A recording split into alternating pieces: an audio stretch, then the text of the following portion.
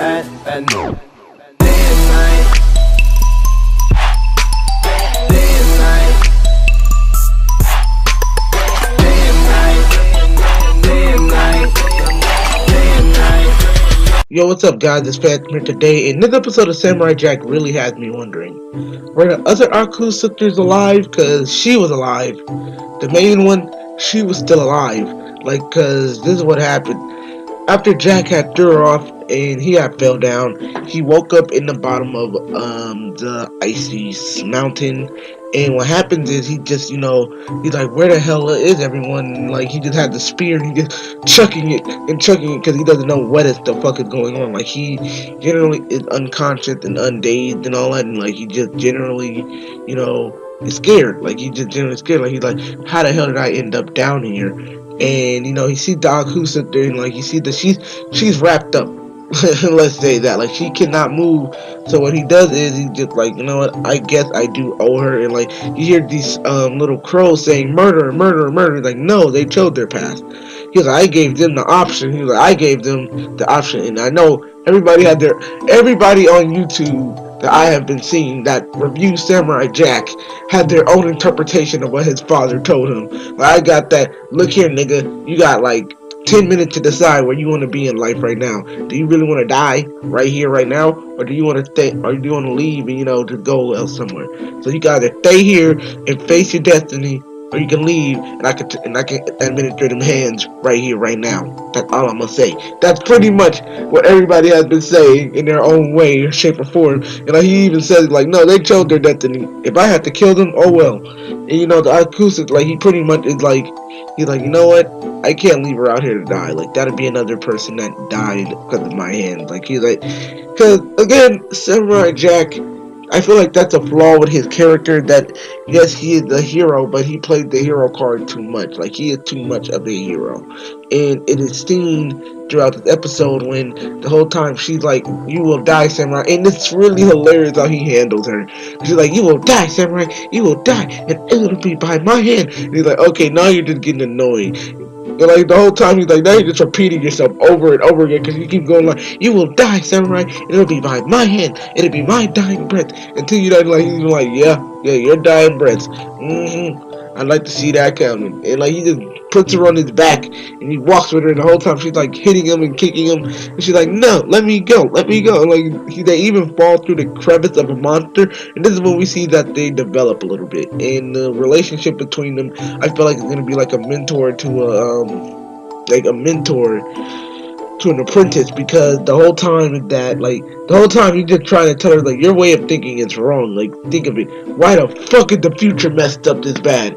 Because it definitely wasn't my fault. It definitely wasn't humanity's fault. It was Aku's fault. This man took away the beauty of the fucking world. Like, even though the world may be ugly, but there was still beauty in it until this nigga came.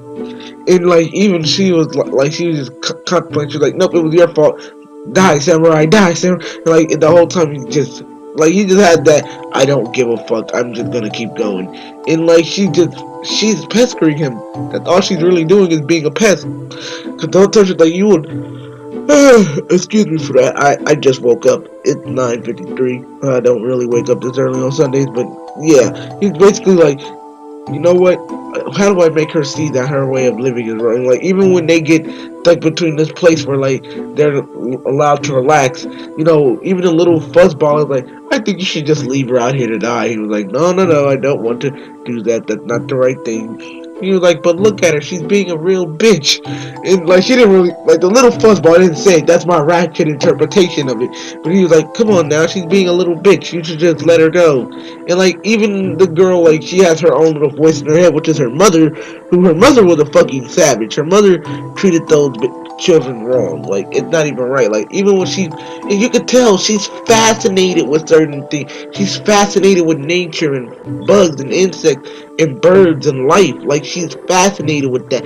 But her mission to take out Jack has always kept her from that. But she's fascinated with everything around her, and I feel like they don't develop that a lot, and I feel like that it is going to get developed later on in the series. Those that were only 4 episodes, and I predict we'll have about 12 episodes at the most. That, because they did say it's a limited series in season 5, 12 or 24 episodes. At 24 is definitely an over exaggeration, but I'll say 12 is at the most. We're basically going to see the rest of that, her development between her and Jack, and her, willingness to learn from Jack, because toward the end, which I'll get into later, we do see some type of fascination with both Jack and nature. Now, it's like the whole time, even the evil Jack is like, dude, let's leave her. She tried to kill us on multiple occasions, and anytime she'll get the chance, she will kill us.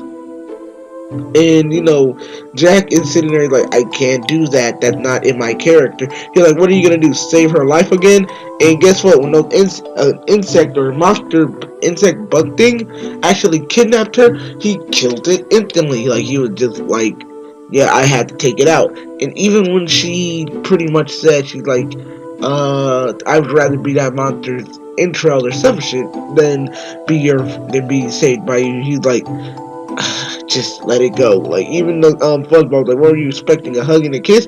She don't love you like that. And even he puts on the armor, and he carries on her back, and he basically gets them out of there. And like they sit down, they have a pretty good debate. Like, look at the nature of this world. It's fucking destroyed because of Aku, and you're not seeing that. You're only seeing what was taught to you. Who taught you this way? Because they're not teaching you the right way. And then like she's like, the only thing you hear is her say die. And then guess what? A bunch of needles come in, like they start sticking them. And then she's like, and then he's like, oh shit, well, let's get to safe shelter. And like he's just picking out the needles off her, and like he's trying to relate to her. Like he's really trying his best, which is why I really enjoy Jack. Because yes, he may be a flawed character at that time, but the thing is, he's not fully flawed, because as a character becomes less relatable, they become less fun, and they become, well, not less fun, but they become more fun, and they become more developed in themselves. Like they can be, more in control of how they're handled. And that's what I loved about Samurai Jack, and especially this episode, because it really does, give us more of a relationship we've never seen with Jack and someone else. Which, Jack has always been a lone wanderer, with a few exceptions, such as the Irishman and the Wolf from the past seasons. He really, really, really is a lone wanderer. He deals with himself mainly, other than most. And to be honest, that's a character that a lot of people can relate to and not relate to. But generally, I find that to be the most interesting part of him, is that he can, even though he's always walking around trying to find his way to the past, he's always leaving these connections with his, like he generally is bringing up these different connections and all that shit, so they know, yeah, I got your back if you ever need it. And it's something that's really cool. Okay, but getting back toward the end of the episode, we see that they managed to escape, and now they're in a forest. And this is really the defining point and the turning point of Aku's daughter's character, is when she gets the knife, and she was like, okay, I'm got to get him while he's resting. And so she sees a butterfly, and we get a memory of her, mother killing a freaking ladybug, and instead of Jack killing it, he sends it off flying, and the ladybug flies, and like she just dropped the weapon down, and we can tell that this is gonna lead to some, of course, mentor-apprentice relationship, because she's never seen someone who showed an act of kindness towards nature, or even towards her. Her whole time is that her mother has always trained her to be, fight for Aku, and not think for yourself. Now she's able to think for herself without any interruptions. I'm sorry if you guys can hear that I'm getting my laptop started. I do that a lot in my videos, but she's allowed to think for herself finally, because she's not bound to that anymore. Like, her sisters are dead. Like, Jack took them out. Her mother is dead. She took her out. So now she can actually think. Maybe Haku did fuck up nature, or maybe Haku did fuck up the world. And it really was a pretty cool scene. And I really, really liked the episode just for that. Like, just seeing the two that were generally opposites attract and become somewhat of friends will be cool toward the end. We don't know what will happen in the next episode. You gotta find out when Jack. tried to go back to the past. But yeah, Samurai Jack episode 4, I definitely give it a 9 out of 10. It gave me a lot of character development that I always wanted to see from Jack and from other characters. It gave us a relationship that wasn't generally going to be a one-off or one-shoot episode, because whether we like it or not, whether she likes it or not, she stuck with Jack and Jack stuck with her. And that's generally a fun thing about this episode. Again, let me just do a quick explanation on the gameplay that you guys keep seeing, because I know there's going to be a lot of why their Kingdom Hearts gameplay and Samurai Jack review. Well, it's quite simple. I have no other gameplay, and I want you guys not to be sitting at a blank screen for 24 hours. It's really stupid and repetitive, and I hate when people do that, where they only give you an image of the show and they don't really tell you, give you anything to really look at. So yeah, I'll see you guys in the next Samurai Jack review. Please go check out this episode, because it was really, really amazing and really, really developed the character as a whole. I'll see you guys in the next episode. Peace out.